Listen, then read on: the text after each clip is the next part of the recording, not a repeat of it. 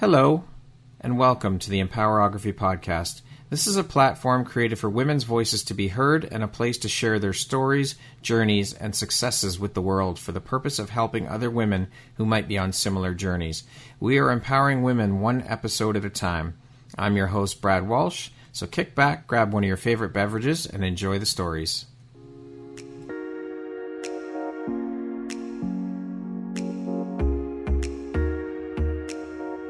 If you're looking for jewelry that makes an impact on your self-care routine and your style, Empowerography would love to offer you a discount code to one of our exclusive partners, Quartz and Canary Jewelry and Wellness Company.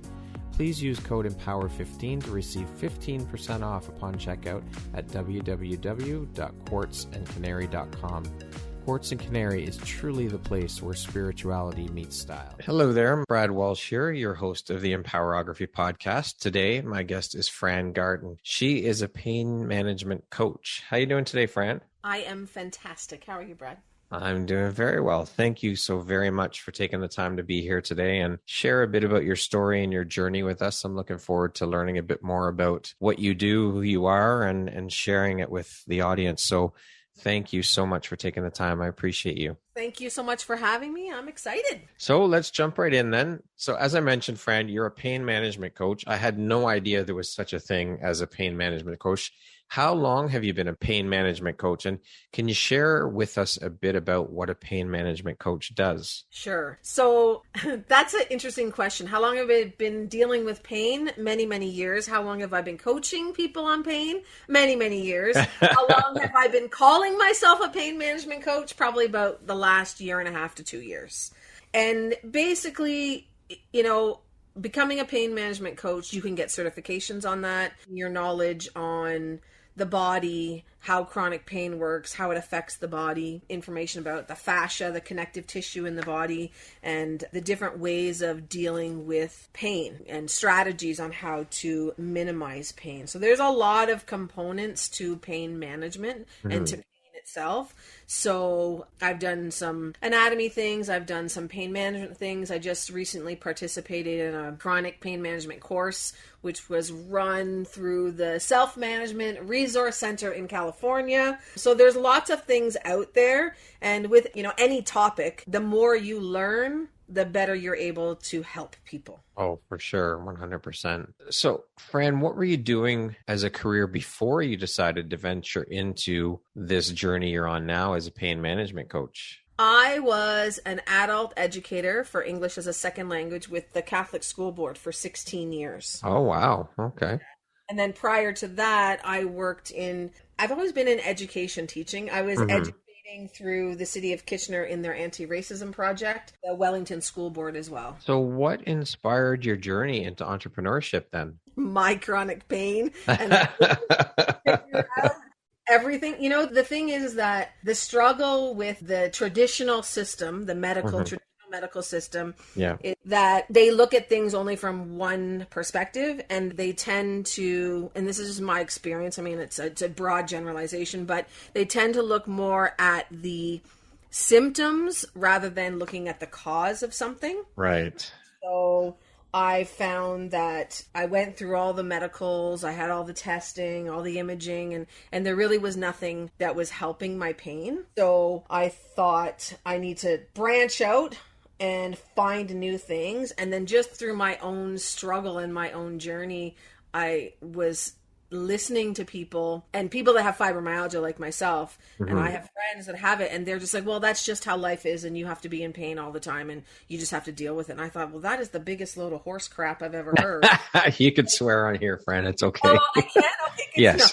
Horse shit then. So but you know what I mean? Like, I think, I'm not an old person, and even my friends who have this, I mean, some of them, when we were talking about this, they were in their 40s, and I'm thinking, you're going to suffer with pain, like debilitating pain that puts you in bed for days on end and not participate in life and just go, oh, well, that's just the way it is. Oh, I don't think so. That's just not how I live my life. Right.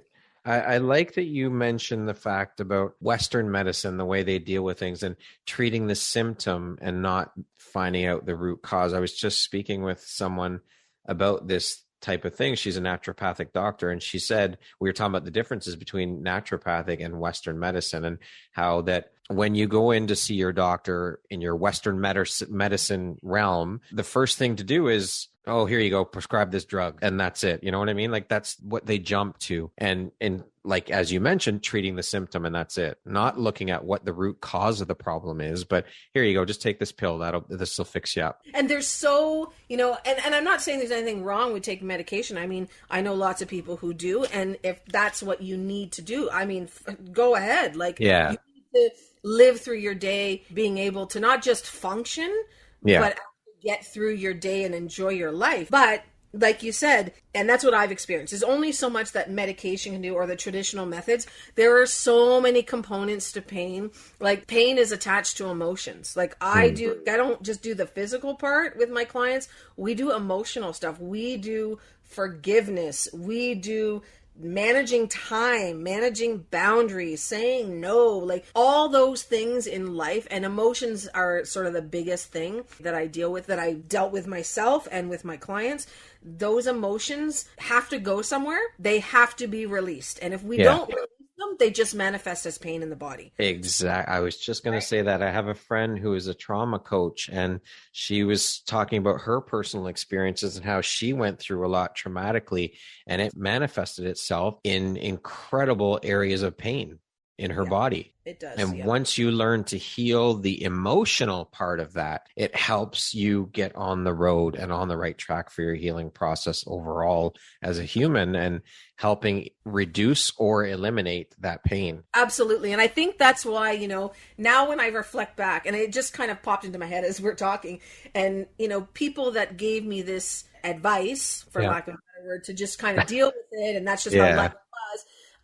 Having gone through my own journey and dealing with all of my emotional things and healing that, I can understand why some people don't actually want to do that, because it's kind of yucky, and it's hard, and it's very exhausting, and it's a lot of work. So it's easier to just not do it. Getting down into the muck and clearing it away. I've always said this, that everything starts with self. Self is the foundation for absolutely everything.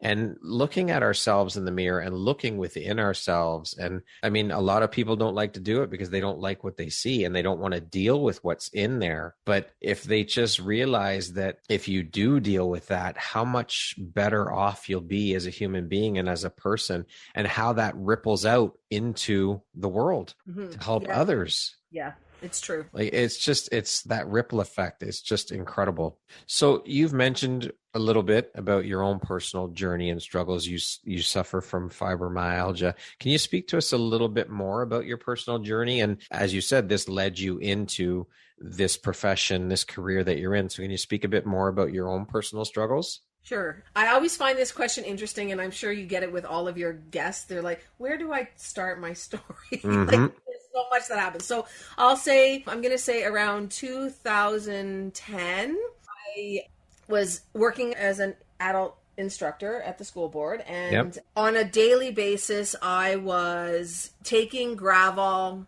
and Advil like candy, just so I could get through my day, because my nausea was unreal. I had headaches. And I don't know how I got to work and how I actually did my job, but I would go to work, take whatever Gravol and stuff I needed so I wasn't nauseous all the time. And when I got home, I just go to bed. Like, that just was my life for a very long time. And then what happened was, and I remember this so clearly, it was this first Sunday of January. I was out with my husband and my in-laws and my family, and we were having brunch in downtown Toronto, and I felt really nauseous, and I had like really blurry vision, and I was like, I don't feel so good. And fine, we finished brunch, go home, and my husband had to take me to Emerge because I was so ill. And they couldn't find anything. They gave me some meds, sent me home. And at this point, I had a migraine and I had blurry vision. Okay, I get up the next morning and I go to work. And so meanwhile, this nausea and blurry vision had been going on for many months. And I just thought I was overtired and exhausted and working too much and stress and all that. Anyway, that next morning, the Monday morning, I went to work, walked into my classroom, turned on the lights, and I lost my vision. Holy shit. Holy shit is right. And I was like, what the fuck is happening? Like, sorry, pardon my language, but no, it's okay. It's okay. And I'm holding myself up against the wall. And so the vision went out of one of my eyes. The other one was a bit blurry, but I could still see through it. And I was nauseous. Like I don't even know how I drove myself to work, to be perfectly honest. So I stagger and literally against the wall up to my manager's office. And this is first thing before class even starts. And she's like, what is happening? I'm like, I can't see out of my eye and I'm really nauseous and I need to go home. And she starts talking. I'm like, and I just went, bye-bye. And I remember I didn't even let her finish. I'm out of here. I don't know how I got home. I obviously drove myself. Yeah. I called the doctor, my doctor. He was like, you need to go see an optometrist. I called the optometrist. I go in there, like immediately they took me in. And she looks at my eyes and she goes, you need to go to the emergency department right now. And I'm going to call them. They're waiting for you. And I'm like, oh, shit, right? Yeah. So I get there. Anyway, they don't know what's going on. Meanwhile, I have a migraine. I can't see. So I ended up, because of that episode, in bed for 4 months with a migraine and not being able to see out of one of my eyes. Complete vision loss. And so that kind of was sort of, I would say, the big moment, the start of my journey. And what happened was the ophthalmologist said that people who have a lot of stress, this is a very common thing that happens, the fluid in the back of the eye sort of leaks out and pushes on the retina and distorts the vision. And it happens a lot, but usually the brain just corrects the vision for you. So you only see out of one eye, but you think you're seeing out of both. And my brain decided that it wasn't going to do it and then gave me a raging migraine. And I'm not even kidding, Brad. Like, people don't believe me. My husband would take me to the hospital and we spent probably a month going back and forth to emerge and going to appointments, CT scans, MRIs, all that, before they figured out what was going on. Like, they thought I had a brain tumor or cancer, or like, they didn't know. And they would have to manually push the medication to get rid of my migraine through my vein. It'd last for maybe 20 minutes and then I'd have a migraine again. It was unreal, like just crazy. And so from there, I went down to part-time teaching. My vision eventually came back, all induced by stress, all this whole situation. So I went down to part-time teaching, and then I thought, you know, when you work for the school board and you work for other people, the rules that come down are other people's rules, and you don't really have a whole lot of say. So there's a lot of stress there. And so I decided that I would go to part-time teaching and try and think about other options. And at that time, I had started playing roller derby, and I was a trainer, the head trainer on my team. So I was like, I should probably get some knowledge about the body and things like that. So then I became a certified personal trainer. And then that business just started building, and I started, more clients. And then I got diagnosed with fibromyalgia. And from there, I was like, okay, now we got to figure things out even more. So sometimes the universe tells you things, and I've lost my vision, you need to make a change, and you kind of make a change, and you think this is good enough, and then the universe goes, nope, and then they give you something else. So then the fibro diagnosis came, and there were points where I was I lived in pain. I think out of 10, I was on a 15 on a daily basis. Holy shit. Yeah, and I'm not exaggerating. And people who have fibro or have chronic pain, if they're listening to this, or they're going to be like, I know what you're talking about. Yep, I do. Because now I'm today I'm zero. I have no pain and I feel great. But back then, it was so high. And then I started pulling back from teaching and doing other things. And then my pain went lower to I was at an 8. And I'm like, 8's good. Well, yeah. No, not good. but it's good compared to 15. Absolutely. And so then I had an injury on my wrist, actually. And there was this big lump in my wrist. It's kind of I don't know if it was a fatty cell thing, or I don't know what it was. No one could tell me. Again, go to the medical system, do all the testing. There's nothing wrong with you. But I literally couldn't use my left hand because it was so painful and I had no strength. So I got referred by one of my coaches to a bioenergetic practitioner. And I saw him, and he was like, oh my gosh, the inflammation in your body is unreal. And so he literally changed all the food that I ate, and I took some supplements, and he said to me, you cannot exercise at all because you have so much inflammation in your body that it cannot deal with any movement that you're giving it. I'm thinking, well, could I walk? He goes, no, nothing. You can't do anything. Yeah. So I'm a trainer. Like, I'm a personal trainer. I have clients. So literally, he's like, you may show them an exercise, like 1 rep, and that's it. That's all you can do. And I'm thinking, oh my God. So for 3 months, I didn't do anything. I just followed his eating regime and took my supplements, and you know what? That lump that had been in my wrist forever completely disappeared. I have full range of motion. I have strength in it. It's completely gone. And my pain level is like 0. That's incredible. You know, it's funny. You talked about the universe and how it gives us what we need when we need it and all of that. You know, sometimes we think the situations that we're in are horrible because of things happening, and it may seem at the time that it's like, I can't believe this is happening to me. This is terrible, but it ends up being the best thing that could ever happen to you. Mm-hmm, mm-hmm. Yeah.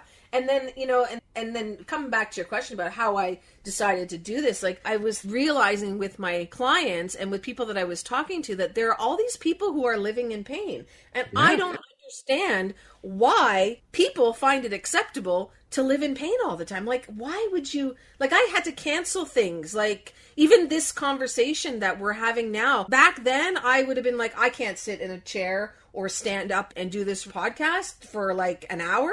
Yeah. No, it's so unreal to me that people choose to do what they're doing and continue to do it. And it's such, and I'll say easy, and I put that in quotation marks, there is an easy fix, right? I mean, it's hard work when you're doing it, but when you look at it, you're like, oh, like I tell people, just change what you eat. I'm sure the naturopaths, then other people that you talk to are like, just change your food. It will change so many things in your life. But, you know, it just, in August actually of 2019, I called the school board and left my job. And I was like, I'm done. And they're like, what are you doing? I'm like, I just can't do this anymore. I just want to. And my business was building and I was getting more clients and I couldn't manage it. I was kind of getting myself back into that same situation I was like in 2011 where I had all this stuff happening and I was doing so many things. So I'm like, no, I got to step back and walk away from it. And yeah, it's the best decision I ever made. So I got to ask then, do you think then that the huge resistance that people have, or the willingness, wrong way of putting it, the willingness that people have to just deal with the pain and accept it, do you think that's based out of fear or out of not wanting to do the work, like being lazy and not wanting to put in the work to change? Or like, what do you think the reason is? If you're convinced that we as humans don't have to live in pain like this, there is a fix if you do the work. What do you think the reason behind the resistance is then? Well, I think it's fear. Yeah, and it's fear on the level of, okay, so let's say I change what I eat. Oh, then when I go out with family or friends, I'm going to have to, you know, be different than them. Or like when you change the way that you do things, like think about, I'll use alcoholism as a good example. People who drink and people who don't drink. So if you now are a non-drinker, there are a lot of things that we do that involved alcohol. And so what happens is those people, if they're not drinking anymore, their circles change. They don't stay friends with the same people. They might not have the same relationships that they had before. So it's not just the fear of, I got to change and not drink. It's all the other components in life that will also change. Right. And people are afraid of that. And I think exactly what you said earlier, Brad, people are scared of themselves because, there are parts of, you know, when I did my work with my coach, I did lots of forgiveness work of me as well as other people. And we're not taught to do that. We're taught to stay angry or hold resentment or, you know, not, you know, forgive that person because they wronged me. And it's not about that. It's about healing yourself. And I think our viewpoint of it is a little bit skewed. I think there's a lot of components, but I do think fear is the biggest thing. And it's just about the fear of change because our body, our conscious mind wants to keep us safe and do things that are easy. So whenever we try and change something, it struggles against it, right? We go into protection mode. Absolutely. How then do you think these experiences that you've been through help shape the Fran you are today, both personally and professionally? Well, I think there's a lot of things. They've taught me that I can do hard things and get through the other side. I've learned that, perspective is everything, and the way that you look at something changes how you feel about it. So my diagnosis of fibromyalgia, the lesson that I learned from that is there are many things I can't do. That was the result of it. That's the effect. But what I learned from it is there are so many different kinds of movement that I can do that are so fun and not just the typical kinds of movement. And my body likes it. Like, my body is happy. So I can now work out, and I don't mean traditional working out like lifting weights and stuff, but just other types of movement. And I can do it every day, and my body's very happy. I don't have the pain that I used to have because it recovers now, because it's able to recover. So there is a whole world out there of different things that we can do and try, and our perspective on that really changes what you feel is available to you when you shift the way you look at things, if that makes sense. Yeah, for sure. Why is this mission of helping people manage and deal with their pain so personally important to you? Because I don't want other people to suffer. There's so many things that happen in life that can be negative and can be difficult. But why would you want to put yourself in a situation where you're living in pain on a day-to-day basis? I just think it's ridiculous. I want to disrupt the way people think about movement and the way they think about dealing with their pain and living with fibromyalgia. And, I talk to people all the time and they don't want to do the work. Like we talked about, they're afraid of it. It's so worth it in the end because you get your life back. That's the thing. You get your life back. I can do what I want. I can try new things. I can travel. Maybe not right now, but you can travel. I can share things with people and help them try and, get out of that cycle of pain, because it is a cycle. We have control. And I feel very passionate about the fact that people don't think that they have control, or they just give it up so easily. And this is a way for me to help them take their power back. So do you believe and think that you can help anyone who's suffering from chronic pain, whether it be fibromyalgia or any other chronic pain that they're suffering from? I can help them. Whether they want the help or not is a completely different. Yes, of course. They have to be willing to take the help and put in the work. For sure. But there are small things that people can do. Like, a perfect example is if you eat gluten. Okay, right. Gluten is an inflammatory food. It's horrible for your gut health, especially if you're sensitive to it. Now, I know not everybody is, but if you have chronic pain, so this is where the important piece is. Okay. If you have chronic pain is caused by inflammation. It's either injury, it's structural, or it's inflammation. Those are kind of the things that cause the pain. So if I'm eating gluten, then I'm causing my gut to become inflamed. That causes inflammation through the rest of my body. So if I just gave up gluten, that would actually start to heal and reduce the inflammation. So yes, I can help anybody with chronic pain. It can be maybe about the way that you move, the way that you walk. All of those things are functional things. Well, those might be contributing to your chronic pain. Okay. All right. Now, I read that you have a no bullshit coaching approach. Can you share with us briefly your process for onboarding and working with clients when you do bring a new one on board? Yeah. So, we talk and discuss what's been going on with the clients, what they've tried to get rid of their pain and how that affected them. Was it successful or not? What they want out of working with me. I do functional assessments, so I do look at people, see how they're moving their body and how they do things through their daily life. And then we talk a little bit about, what they want, what they're willing to do, because that's the key thing, right? And that's where the no BS thing comes in. If you come to me and you say, well, I'm in tons of pain, I'm like, all right, well, let's look at what you're eating. And I say, Brad, let's give up gluten. You go, well, I'm not giving up gluten. I'm like, okay, well, then you're not going to heal your inflammation. Not at this point. I'm not saying you can't ever have it again, but at this point, we need to make some changes. Well, how about, you start walking every day? Well, I don't want to exercise. Okay, well, so you can't saying I want some change, but not be willing to make any change. Right. So I am very much, I'm kind of a you get what you see kind of girl. Yeah. So I don't sugarcoat things. I don't let my clients get away with stuff. So I had a coaching call with a client today, and she's like, I didn't do my homework. And I'm like, why not? And she goes, well, I'm like, okay, so but why not? She's like, she started giving me all these excuses. I'm like, so you just chose not to do it? And she's like, well, I go, because you chose to watch Netflix. You chose to go out with friends, but you chose not to do your homework. She's like, well, when you put it that way, yeah, I chose not to do it. I said, why? She goes, because it's hard and I don't want to do it. And it made me uncomfortable.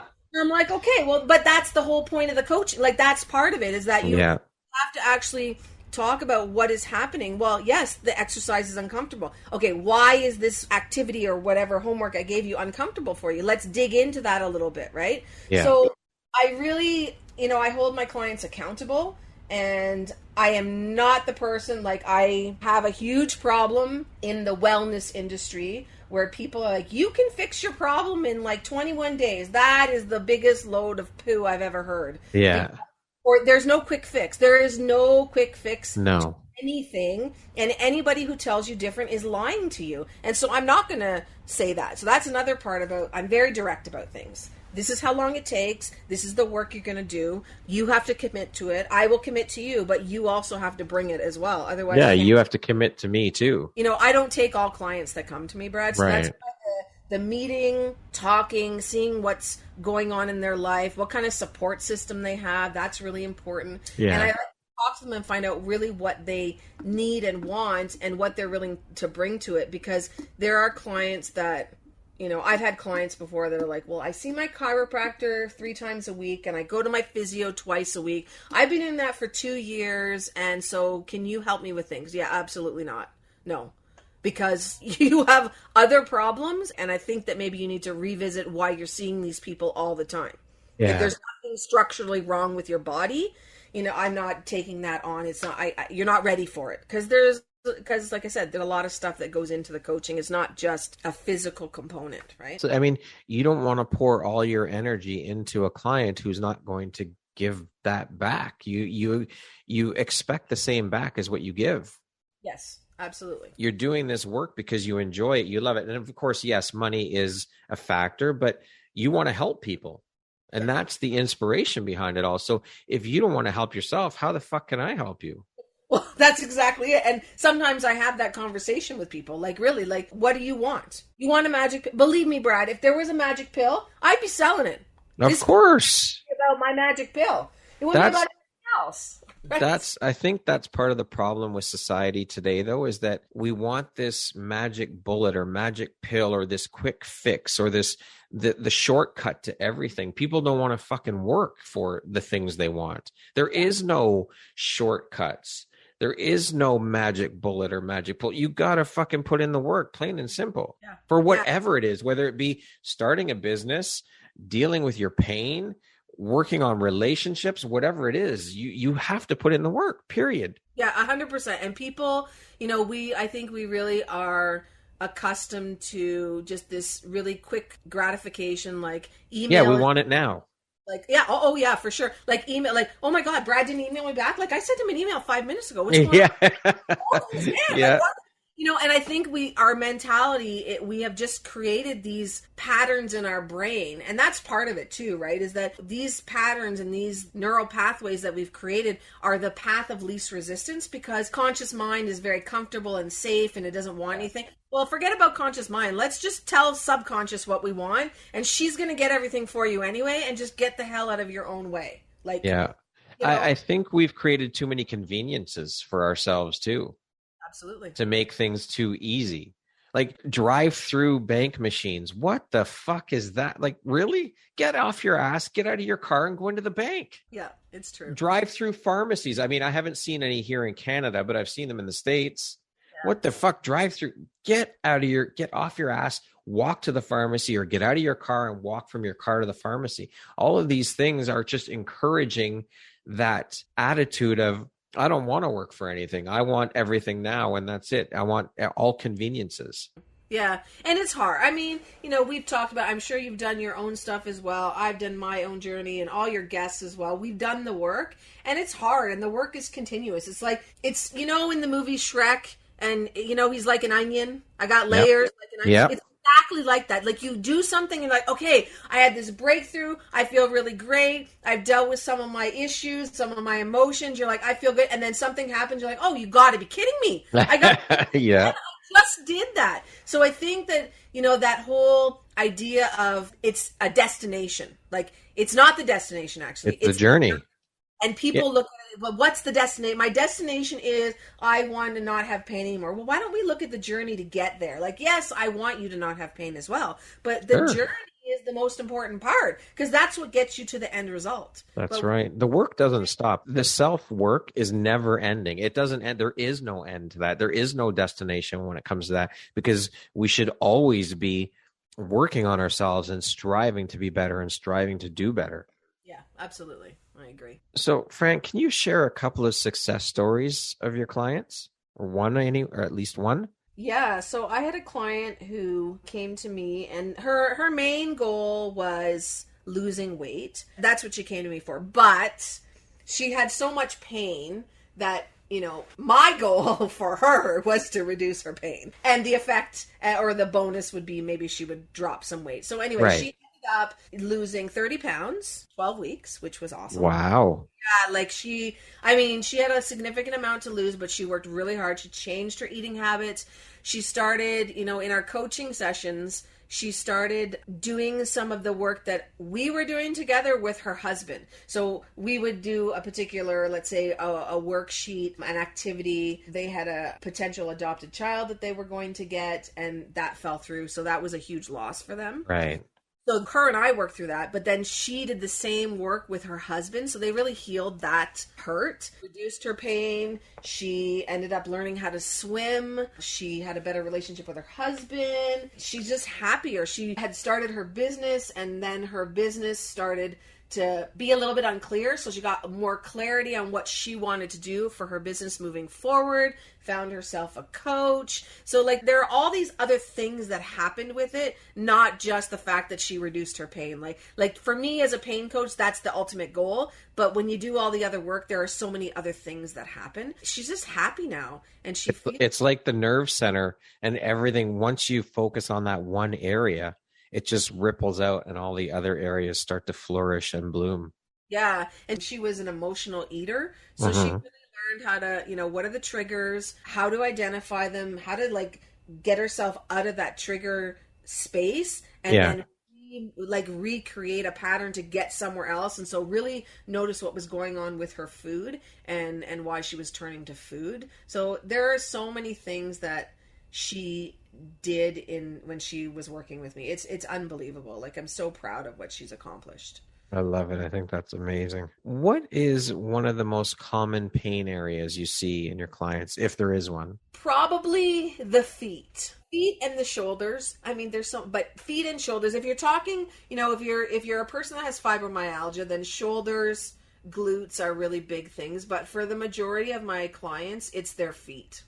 Feet are the foundation to everything. I'm a barefoot training specialist, and if you can make your feet happy and the fascia on your feet nice and flexible and movable and have lots of blood flow, it will correct a lot of the other problems that you have in your body. Wow. Okay. Fran, what do you think your unique skill set or superpower is that's helped you become successful? My ambition and my mental focus. Speaking of success, how do you define that word? What does the word success mean to you? Oh, success is happiness, health, freedom, love, being able to do things to help others, being able to make choices every day that make me feel good, and not having to, worry about what other people will think. What advice would you give someone wanting to pursue a career similar to yours? Just do it. Find somebody that can help you. Find a mentor, find a coach, get some information, and really figure out who you want to help and why. Figure out your why. Yeah, that's the biggest thing. And really have a passion for what you're doing. And, sometimes, yes, we're all in business because we want to make money. We all need, that's life. But if money is the driving force, then you're going to be poor. Doesn't matter how much. Yeah, I've heard that if money is the driving force behind why you're doing something, you're going to lead a miserable existence. It's not, you might as well just get out of it, because passion is so important. You have to be passionate about what you're doing and love what you're doing. I mean, there are so many millions of people who are just getting by and just doing just because they're existing. They don't love what they do. They're not happy, and they live for the weekend. They live for those 2 days a week. And they piss away and wish away those 5 days. Yeah. It's like, what a waste. What a horrible way to exist. And I mean, I did that at one point in my life. I was working in the corporate world, and the last few years I was in that, I hated my job. I hated going to work, and I was living for the weekend. It's a terrible way to live. Yeah. Yeah. Or waiting to retire. Like, I mean, and I think too, like when it comes back to advice this is just not necessarily for people wanting to get into the same field as me or just in general, decide what you want and don't worry about everybody else. Don't worry about how everybody else is doing it, because you are an individual. Like, we're all unicorns. That's right. There is no one unicorn. Everybody's a unicorn. Yep. And we are all unique. We are all individual. And even someone else who is a pain management coach, they do things completely different than the way. That's right. And so me comparing myself to them is just a waste of energy. Do what you do, love what you do, and be the best that you can be at what you're doing. And if you don't know, ask for help. And see, I like that you said that.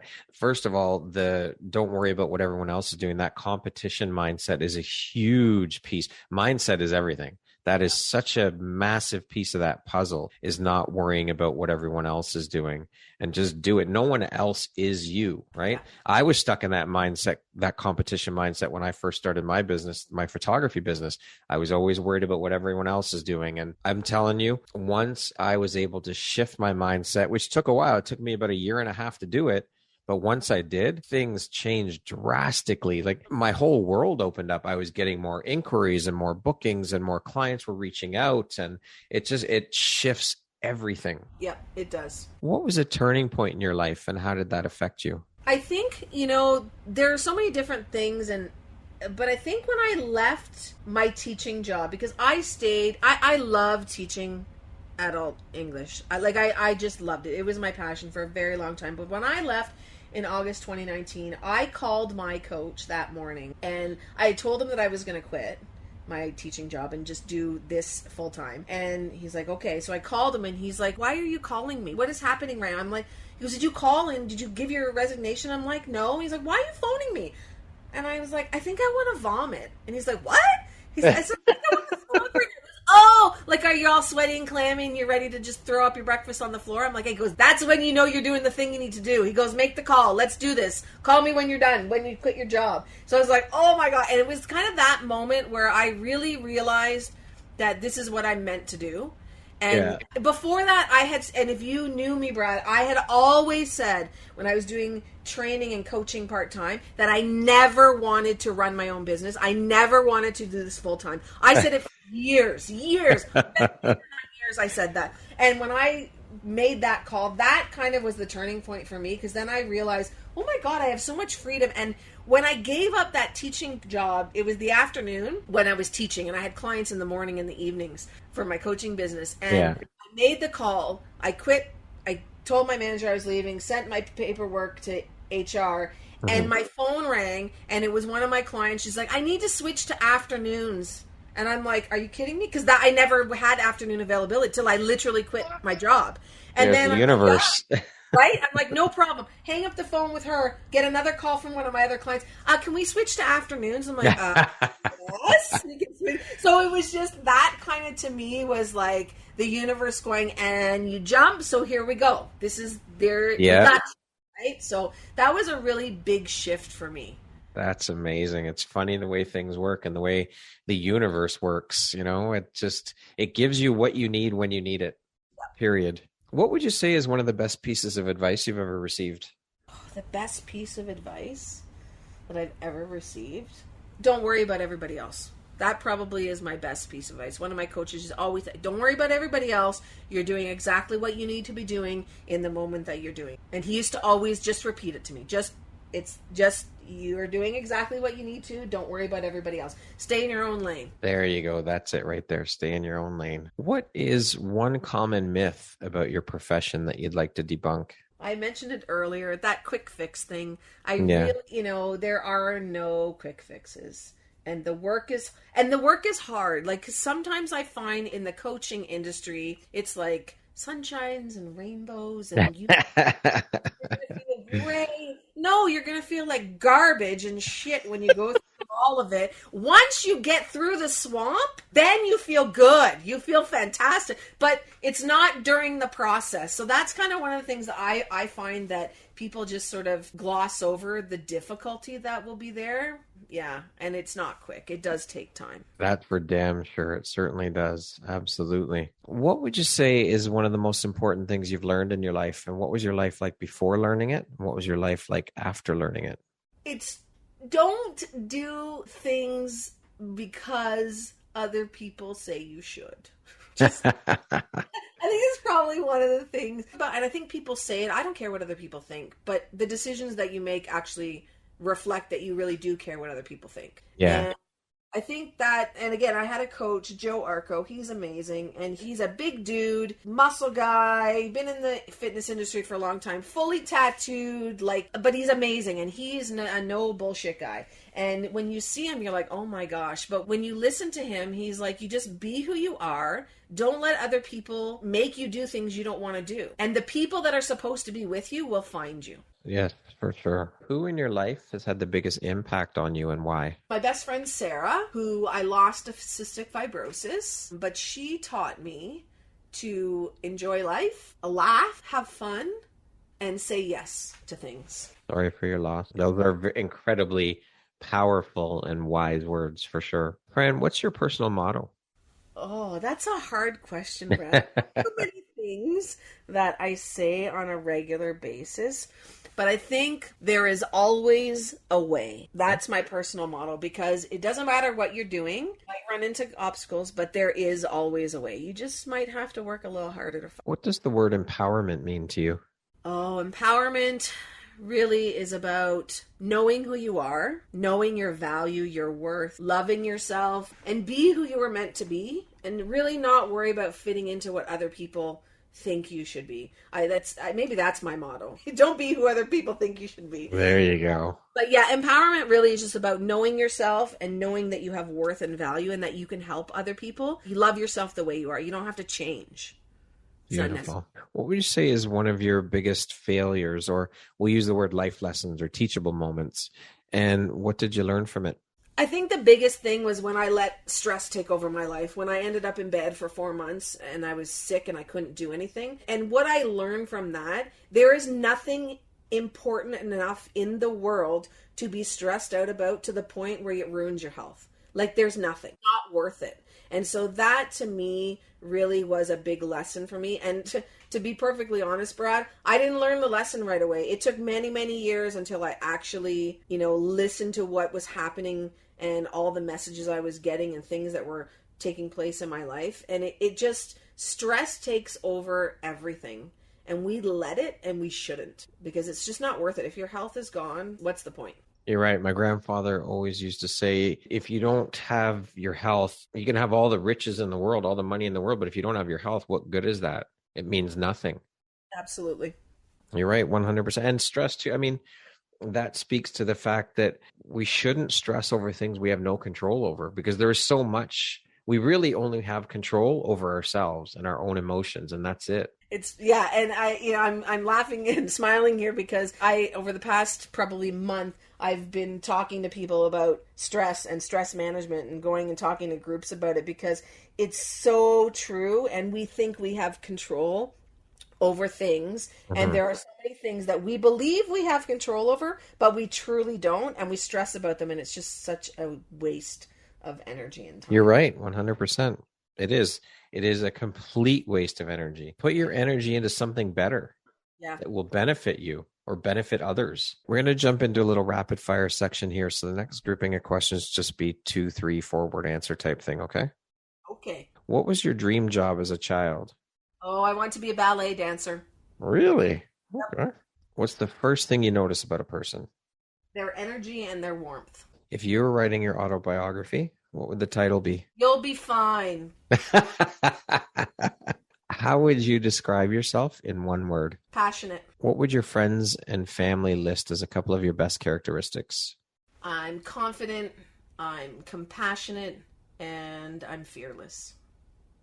If you could teach the world one thing, what would it be? To be nice.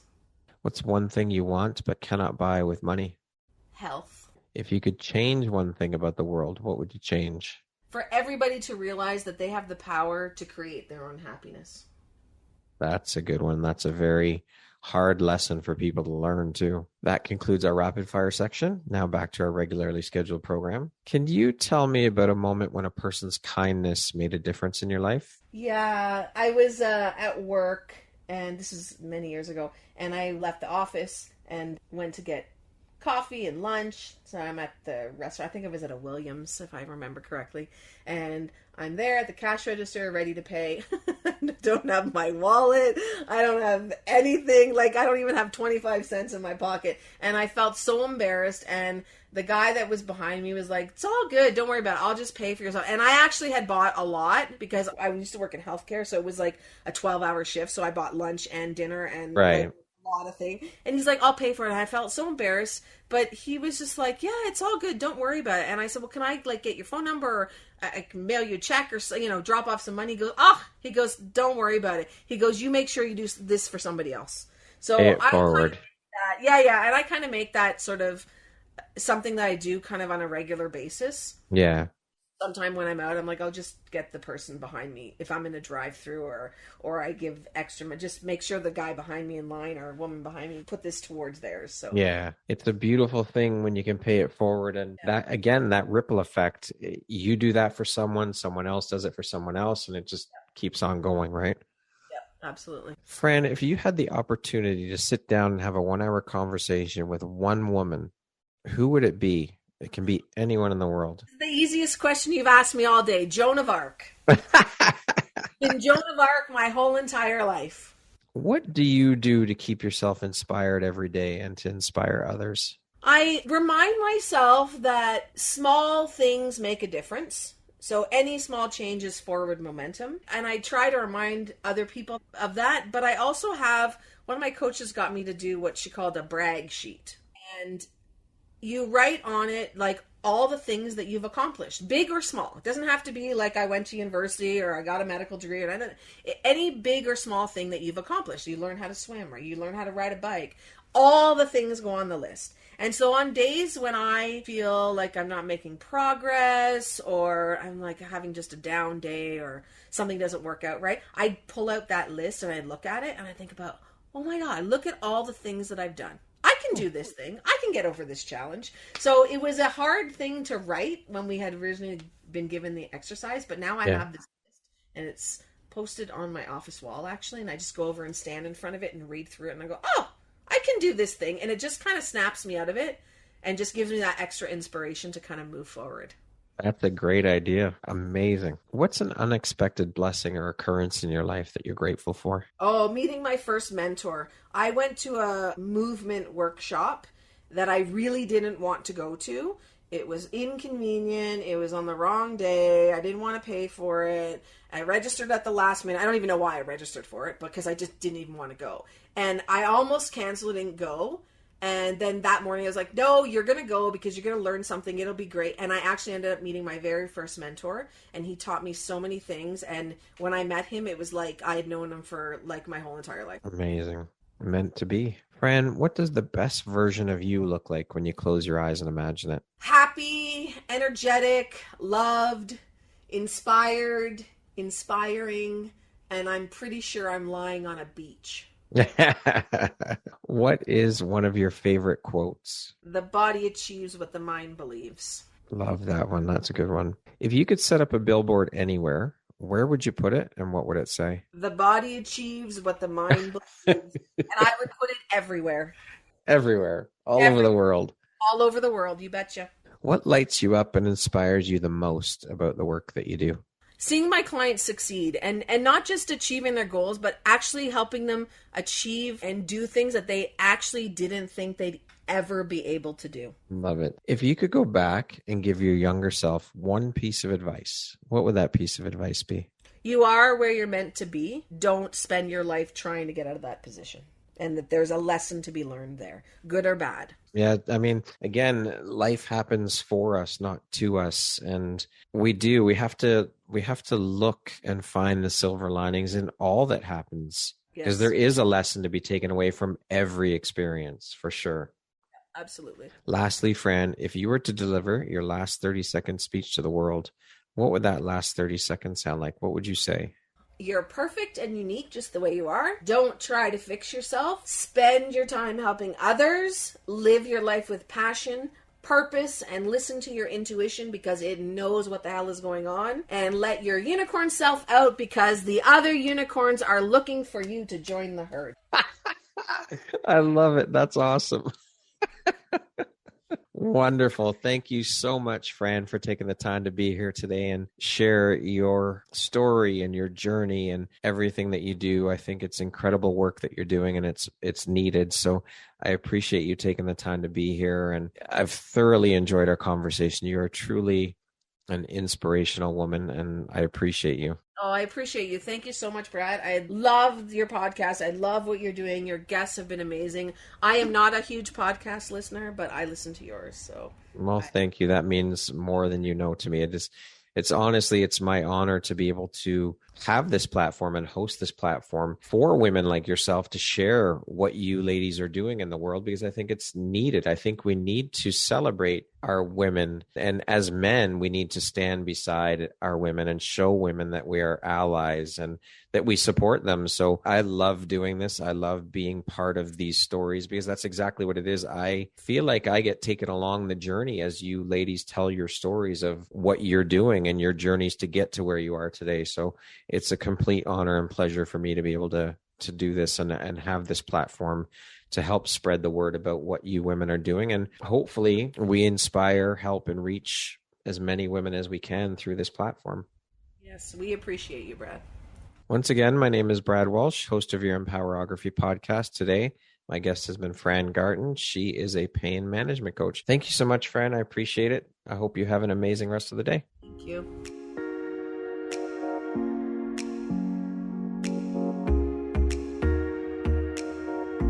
Thank you very much for listening to this podcast. If you haven't yet, please be sure to subscribe, rate, review, and share with all your friends. You can find me at visuphoria.ca and follow me on Instagram at Empowerography Podcast and on Facebook at Empowerography. Please join me next time for another inspirational story from yet another amazing woman.